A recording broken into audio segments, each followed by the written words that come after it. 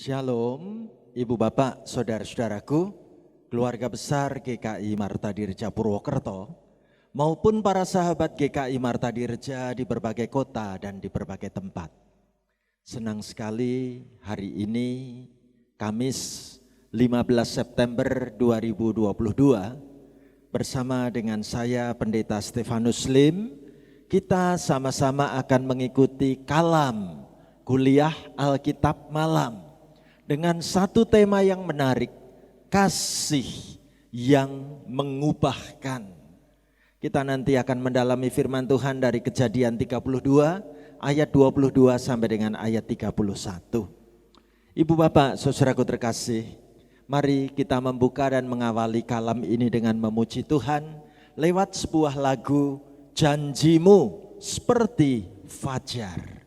Kita nyanyi bersama-sama lagu ini ya, demikian.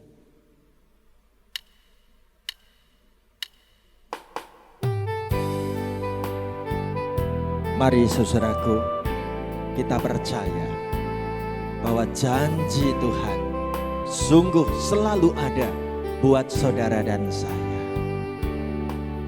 Ketika ku hadapi kehidupan ini, jalan mana yang harus ku pilih? Ku tahu ku tak mampu, ku tahu ku tak sanggup. Hanya Kau Tuhan tempat jawabanku. Aku pun tahu ku tak pernah sendiri, sebab Engkau Allah yang menggendongku. Tanganmu membelaiku, cintamu memuaskanku. Kau mengangkatku ke tempat yang tinggi. Janjimu seperti fajar pagi hari, yang tiada pernah terlambat bersinar. Cintamu seperti sungai yang mengalir,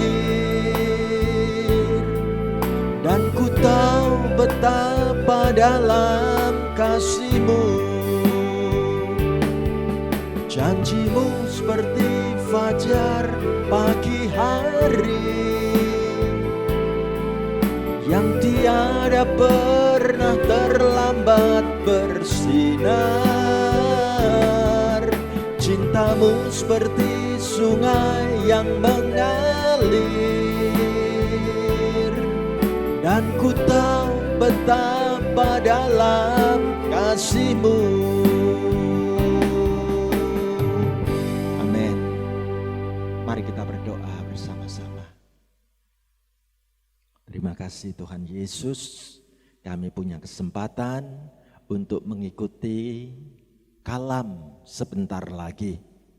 Biarlah waktu yang boleh Tuhan sediakan akan kami pergunakan agar kami dapat bertumbuh di dalam firman-Mu. Kami siap untuk belajar banyak dari sabda-Mu Tuhan.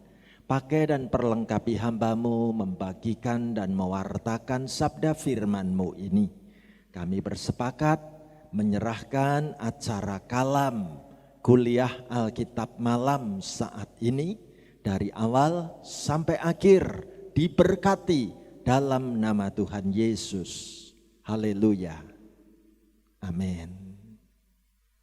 Ibu Bapak, saudara-saudariku yang dikasihi dan mengasihi Tuhan, kasih yang mengubahkan akan kita dalami bareng-bareng dari Kejadian 32 ayat 22 sampai dengan ayat 31.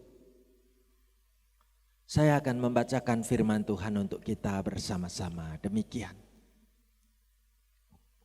Pada malam itu Yakub bangun dan ia membawa kedua istrinya, kedua budaknya perempuan dan ke-11 anaknya dan menyeberang di tempat penyeberangan sungai Yabok.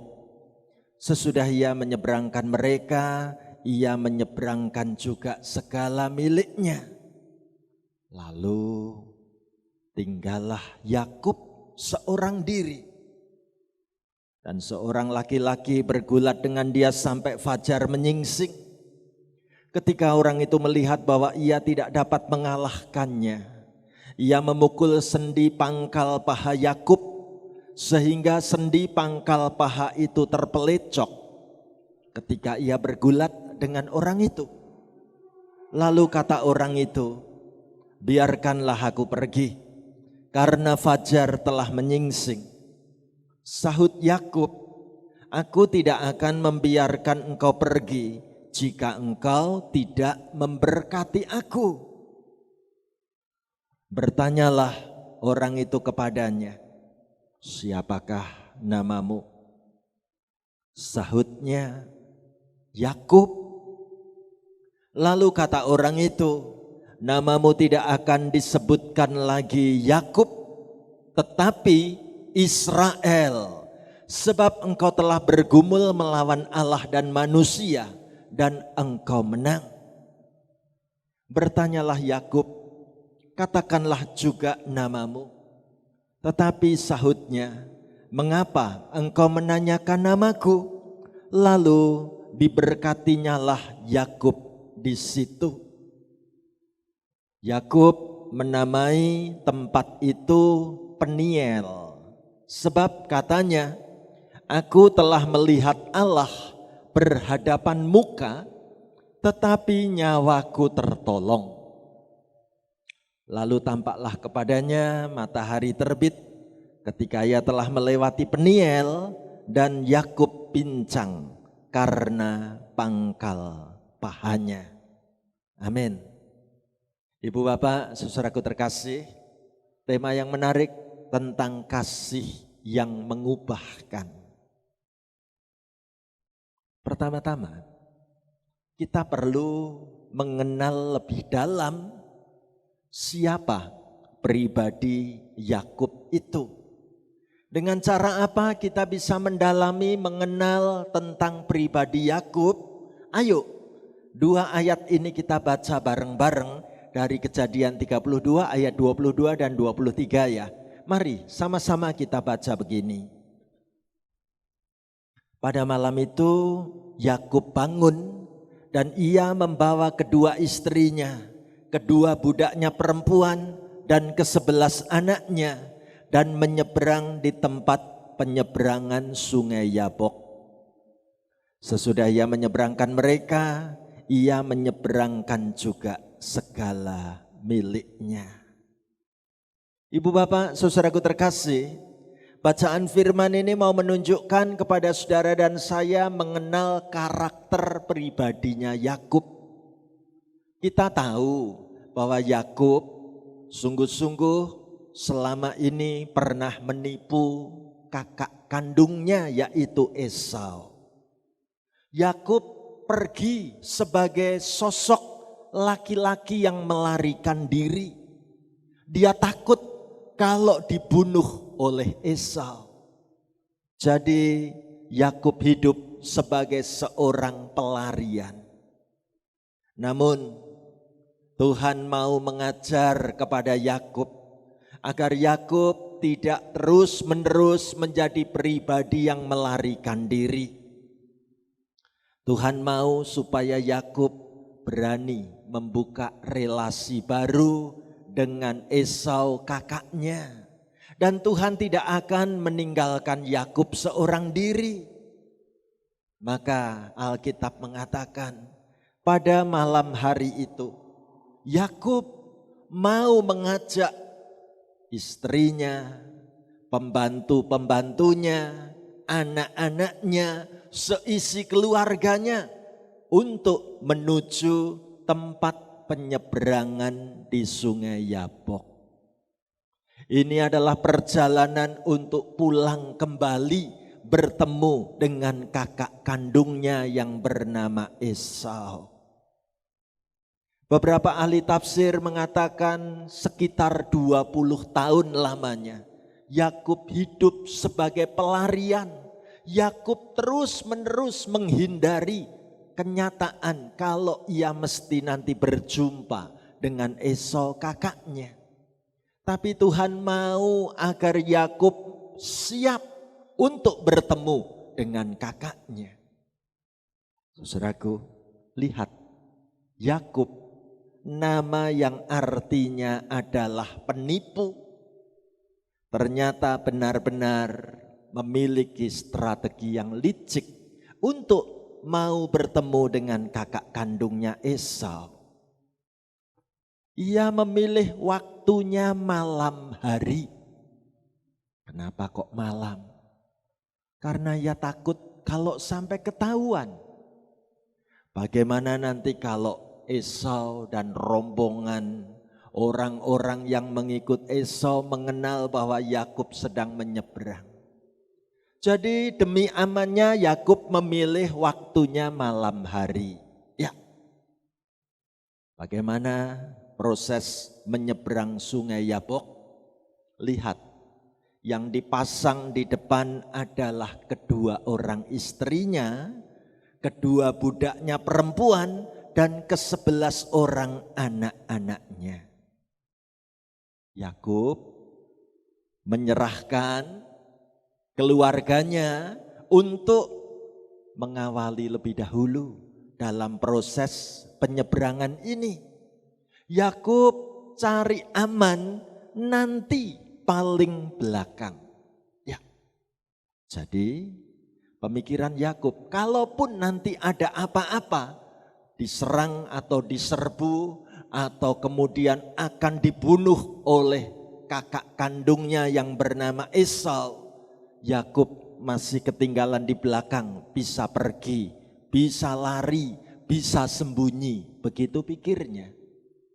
Bayangkan dari peristiwa penyeberangan ini saja, Yakub punya akal yang begitu licik. Ya, seperti namanya yang adalah penipu.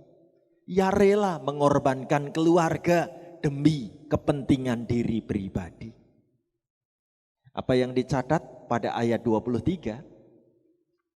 Ayo kita baca bareng-bareng ya. Sesudah ia menyeberangkan mereka, ia menyeberangkan juga segala miliknya.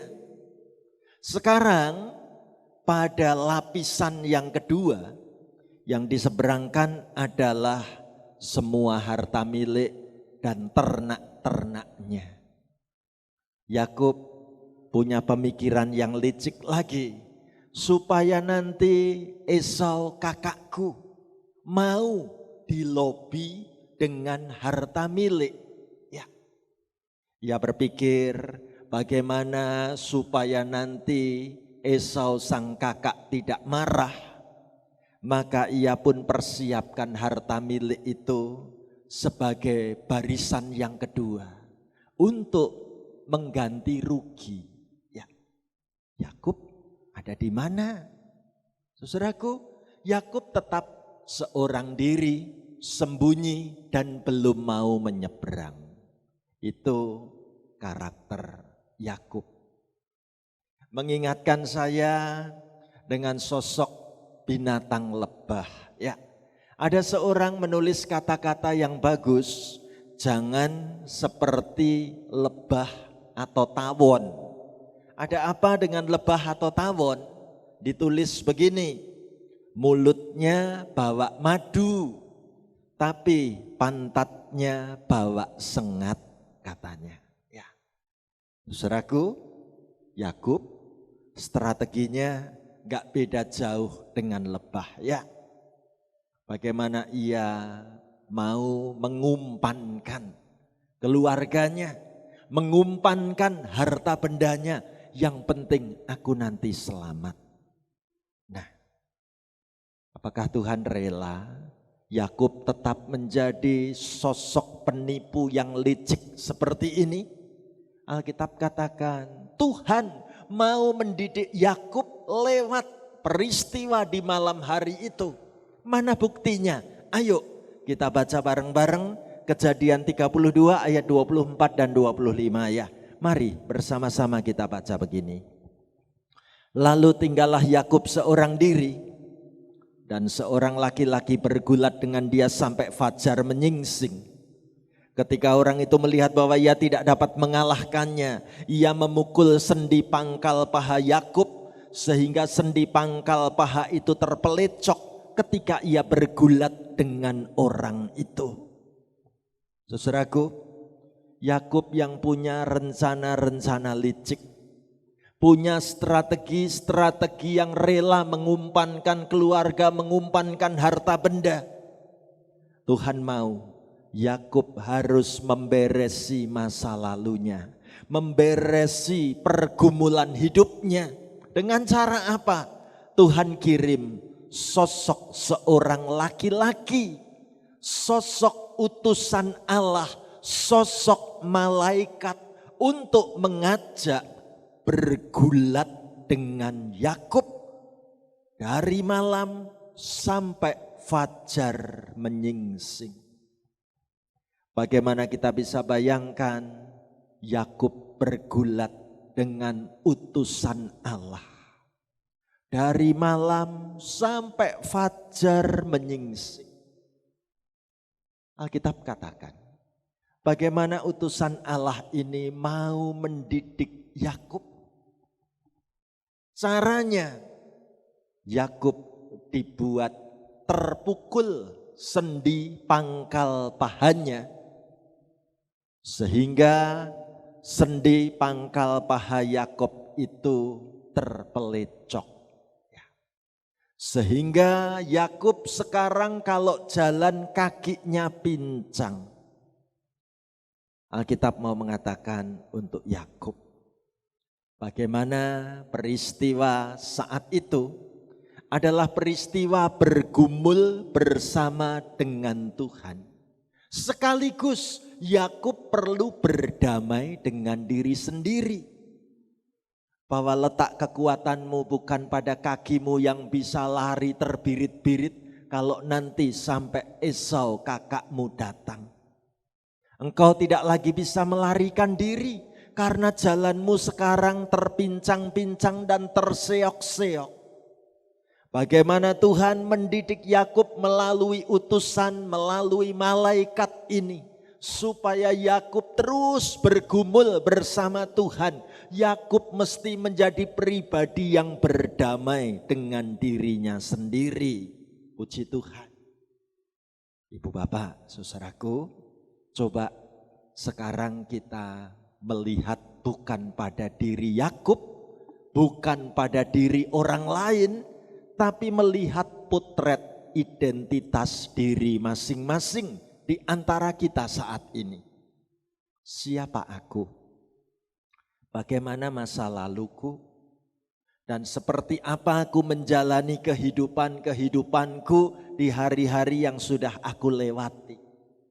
Benarkah aku sosok seorang yang penuh tanggung jawab? Benarkah aku sosok orang yang berani menghadapi kenyataan? Benarkah aku tidak sedang melarikan diri dari kenyataan? Benarkah aku mau membereskan masalah-masalah kehidupan ini? Benarkah aku yakin bahwa kekuatanku adalah dari Tuhan dan bukan pada kehebatan jati diriku sendiri? Ibu bapak, saudaraku terkasih, menarik. Alkitab menceritakan apa yang terjadi di tengah-tengah peristiwa pergulatan antara Yakub dengan utusan Allah ini. Apa yang Alkitab katakan? Ayo kita baca bareng-bareng Kejadian 32 ayat 26 demikian ya. Kata orang itu, biarkanlah aku pergi karena fajar telah menyingsing. Sahut Yakub, aku tidak akan membiarkan engkau pergi jika engkau tidak memberkati aku. Saudaraku, sikap Yakub sekarang sudah berubah. Yakub merasa bahwa hidupku perlu diberkati dengan berkat-Mu ya Tuhan. Bukan dengan berkat yang aku peroleh dari cara-cara menipu kakak kandungku. Bukan. Aku memerlukan Engkau Tuhan. Aku tidak akan melepaskan Engkau Tuhan. Aku akan terus pegang erat Engkau Tuhan. Saudaraku, seperti apa kita menghadapi pergumulan hidup? Apakah kita sedang seperti Yakub ketika kita punya kesulitan, punya ketakutan, punya kegentaran, bahkan hidup seakan tidak memiliki harapan masa depan? Kita berpegang penuh kepada Tuhan. Kita memeluk Tuhan dan tidak akan melepaskannya sebelum aku mendapatkan berkat-Mu ya Tuhan. Berapa banyak di antara kita tekun berdoa di tengah-tengah persoalan hidup yang belum selesai. Berapa banyak di antara kita tetap terus memegang Tuhan dan aku tidak akan melepaskan meninggalkan Engkau Tuhan. Sampai masalahku ini diselesaikan Tuhan. Benarkah Tuhan mau menjawab dan menyediakan berkat bagi mereka yang sungguh-sungguh mengandalkan Tuhan sebagai kekuatan untuk menjawab pergumulan hidup di dunia ini? Jawabnya kita temukan pada Kejadian 32 ayat 27 dan 28. Ayo kita baca sama-sama. Bertanyalah orang itu kepadanya, siapakah namamu? Sahutnya, Yakub. Lalu kata orang itu, namamu tidak akan disebutkan lagi Yakub, tetapi Israel. Sebab engkau telah bergumul melawan Allah dan manusia, dan engkau menang. Puji Tuhan. Ibu bapak, saudaraku terkasih, berkat yang ditunggu-tunggu Yakub sekarang disediakan. Yakub dinyatakan siap menang untuk bergumul bersama dengan Tuhan. Yakub mau dibukakan lembaran hidup yang baru. Kalau dulu namaku adalah Yakub, artinya tukang tipu, suka menipu sana sini. Itulah arti nama Yakub. Tetapi sejak aku bergumul dengan Allah, aku memeluk Tuhan dan tidak melepaskannya, Tuhan mengubah nama Yakub yang semula artinya penipu, lalu berkat itu dinyatakan. Dan sekarang arti nama Israel adalah memiliki kekuatan bersama Allah. Atau yang kedua artinya adalah pejuangnya Allah. Orang yang mau berjuang karena memang Allah memilih dan menghendakinya. Allah yang memberi kekuatan untuk terus berani berjuang menghadapi hidup ini. Betapa indahnya nama barunya Yakub, yaitu Israel. Saudaraku, kepada kita masing-masing mungkin kita masih ingat nama baptisan kita. Apakah nama baptisan dan arti nama baptisan itu punya makna yang merubah hidup ini? Indah sekali. Bagaimana Yakub merasa hidupku sekarang harus buka lembaran baru. Ya, namaku sudah berubah, hidupku pun berubah.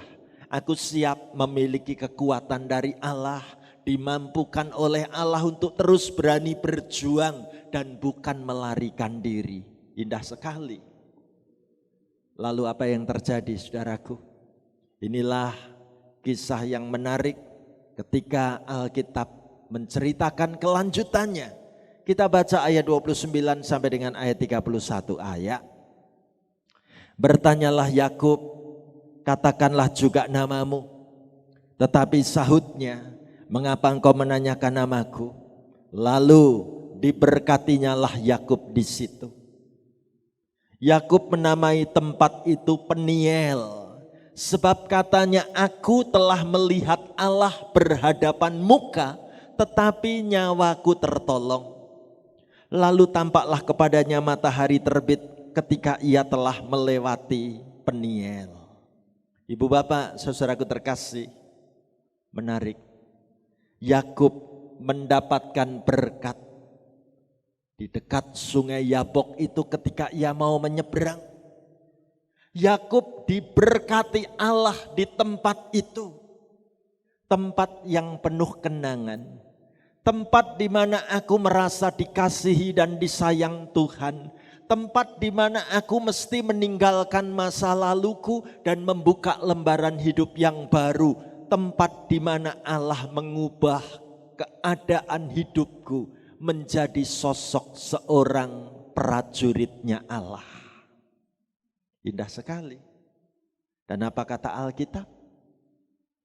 Tempat di mana Yakub diberkati saat itu, diberi nama oleh Yakub yaitu Peniel. Arti Peniel adalah aku telah melihat Allah begitu dekat dan nyawaku tertolong. Saudaraku, mungkin ada dalam perjalanan hidup saudara dan saya tempat-tempat yang penuh makna, tempat-tempat di mana hidup kita merasa begitu diberkati Tuhan, tempat yang kita sebut Peniel. Aku merasakan melihat Allah itu nyata dan sungguh nyawaku tertolong. Aku tidak mati, aku ditolong Tuhan. Ibu bapak, saudaraku terkasih, menarik begitu melewati Peniel, Alkitab sebutkan tampak kepadanya matahari terbit. Ada hari yang baru, masa depan yang baru, lembaran hidup yang baru, karena kasih Allah mengubah hidupku. Nah, ibu bapak saudaraku terkasih, saya ingin menutup kalam ini dengan sebuah video. Kisah cerita yang menarik bagaimana kalau seorang anak sedang ditinggalkan oleh mamanya dan hanya dijagai oleh papahnya.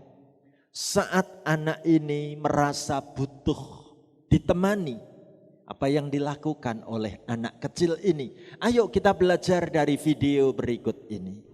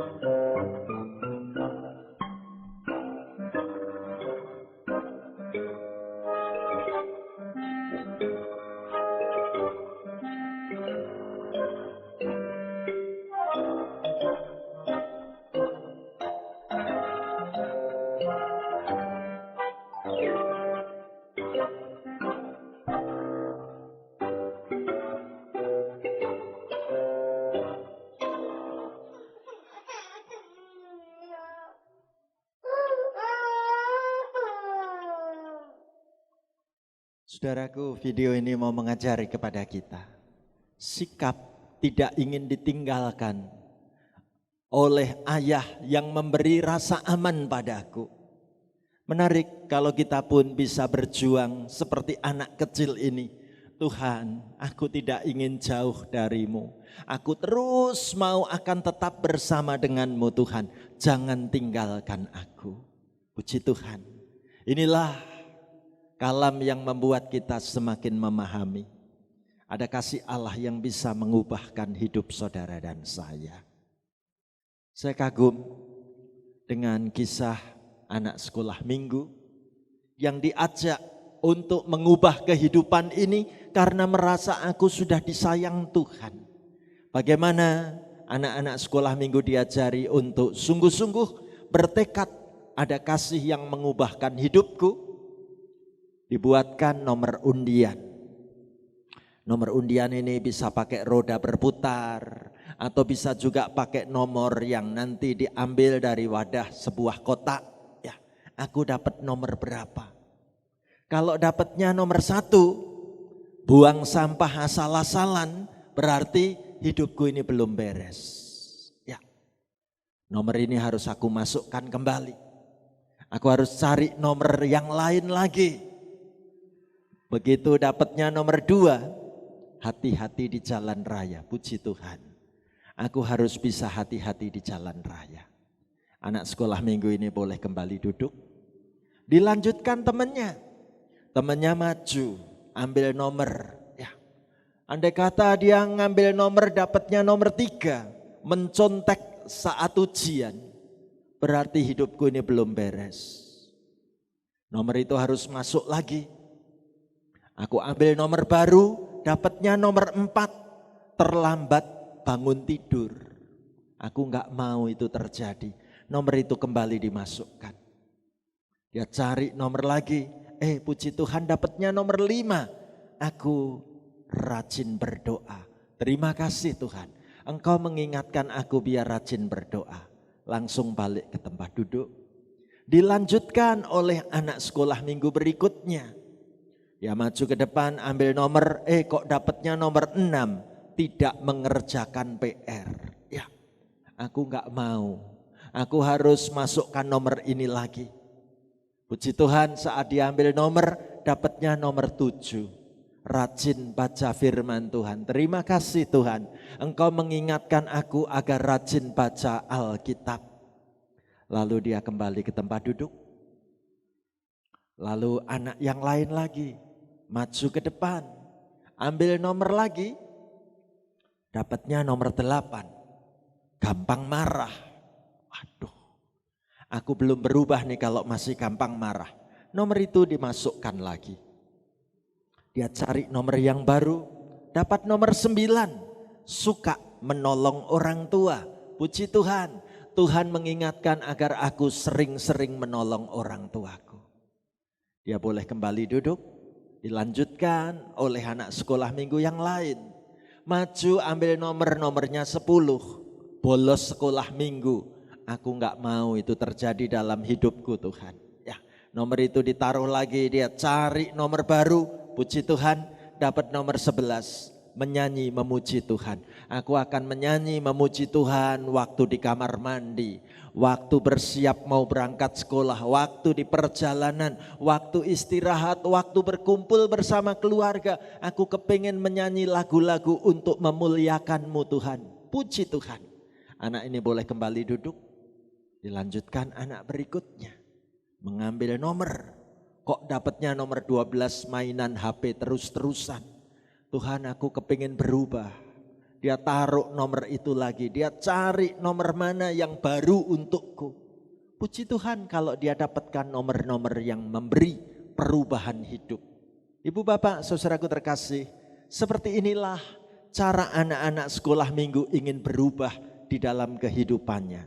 Bagaimana dengan kehidupan saudara dan saya? Apa yang perlu diubah dalam hidup kita ini? Biarlah kasih Allah yang mengubah hidup saudara dan saya. Buka lembaran baru. Pegang terus Tuhan. Tidak akan tinggalkan Tuhan. Dan hidupku mengandalkan kekuatan Tuhan. Tuhan yang terus berjalan bersama denganku. Masih ada masa depan, masih ada hari esok. Tidak ada yang mustahil bagi Tuhan. Amin. Mari saudaraku terkasih, sekarang saatnya kita sama-sama akan masuk di dalam doa berkat. Mari kita doa bersama. Terima kasih Tuhan untuk kalam hari ini. Kami boleh diingatkan agar banyak hal yang perlu diubah dalam hidup kami dapat kami bereskan. Kami mau bergumul bersama denganmu Tuhan. Kami mau menyelesaikan masa lalu kehidupan diri kami Tuhan. Kami mau membereskan kehidupan kami bersama dengan Engkau Tuhan. Kami mau pegang terus Engkau Tuhan, jangan tinggalkan kami. Kami siap untuk berubah. Terima kasih untuk pelajaran kalam saat ini. Tuhan rangkul kami, Tuhan bimbing kami, Tuhan bentuk hidup kami. Kami siap sedia menjalani hidup yang penuh berkat dari-Mu. Hamba mendoakan semua peserta kalam di kota manapun kami berada, apapun pergumulan yang sedang kami hadapi, tantangan, kesulitan, masalah, kondisi kesehatan tubuh kami seperti apapun, kami ingin dekat denganmu Tuhan. Ada berkat yang akan Tuhan berikan buat kami. Kalau kami terus berada dekat bersama denganmu. Kalau kami terus memegang Engkau dan tidak akan melepaskan Engkau. Berkati semua peserta kalam ini Tuhan. Kami rindu memiliki perubahan hidup yang lebih baik dibanding hari-hari yang lalu.